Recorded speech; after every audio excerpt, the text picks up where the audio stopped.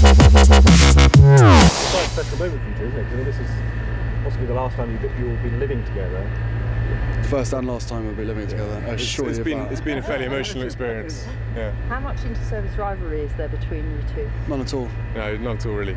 I mean, everyone knows the Army's better than the I'm an old RAF. cavalry boy anyway, so it's fine.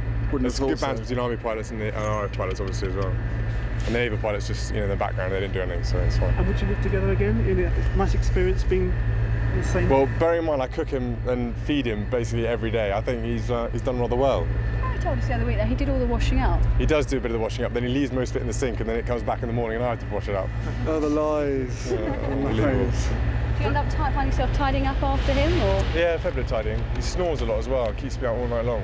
Not good for I think we're showing a bed next. No, I think that's very important we say that. And it's somebody's birthday on Sunday. Are you a bit nervous? Any presents you want your brother to get for you? Basically, he's probably only literally just realised that you said that now and hasn't got me a present, but I wouldn't expect anything else anyway. I'll be lucky to get a card.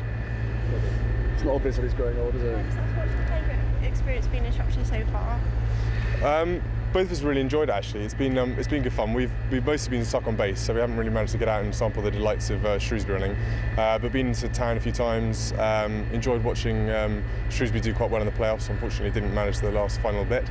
But yeah, it's been good. We've really enjoyed it. I haven't had much chance to get out at the moment. So it's the Army. We work harder, so we haven't got much time. Or gag. Move on.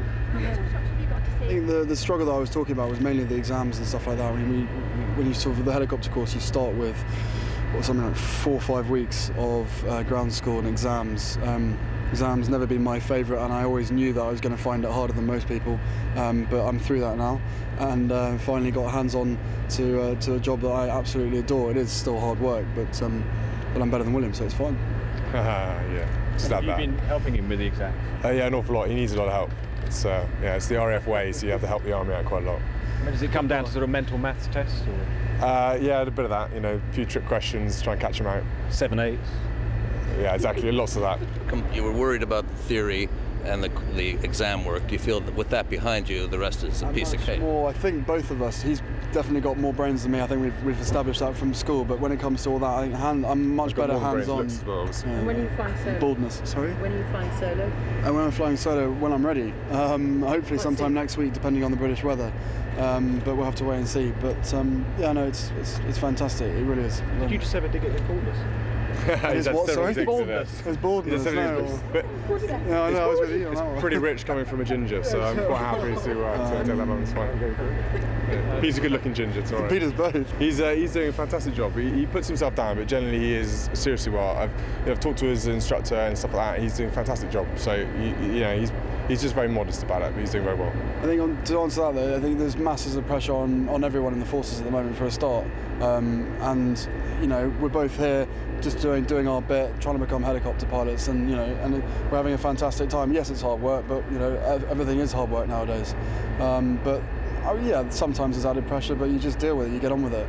I mean, the helicopter course is a very strenuous course, but he's managed to get through it, so I reckon I can. Yeah, I just said something nice, you can say something nice. He's great. At the end of the day though, it's training, and it's, training is training, and you're under pressure as long as you're being taught and you're getting things right. Like he's, pointed out, is that the guys are doing the operational stuff, far more harder hours, work non-stop through the night, through the day, and they're the guys who get the real praise for everything that goes wrong. So. How important is it for you to do something like where you actually are getting an operational role? Because obviously there are certain constraints. Well, yeah, these constraints we always talk about. It's to me, I didn't join the forces to be, like I said lots of times before, mollycoddled or treated any different. And as far as I'm concerned, in my eyes, if Harry can do it, then I can do it. I don't really separate us in that much difference. And I think as a future head of the armed forces, it's really important that I at least get the opportunity to be credible and to do the job that I signed up for, and to do the best I can. And that's all I ever wanted to do. And the search and rescue role is now, slightly different, so obviously being able to go to Afghanistan, but it's still doing an important job, and I hope that it's a step in the right direction exactly for the future. And you see this as kind of something for you for the kind of short, medium or long term? It's a sort of, probably at the moment, a short, maybe medium term. You know, sort of 5 years, 4 years at the most, I should have thought. And then, you know, we'll wait and see what happens after that. You seem to be hinting that an operational role isn't an impossibility. In my mind, of course, you talk to everyone else and it's impossible, but I still remain hopeful that, you know, there's a chance.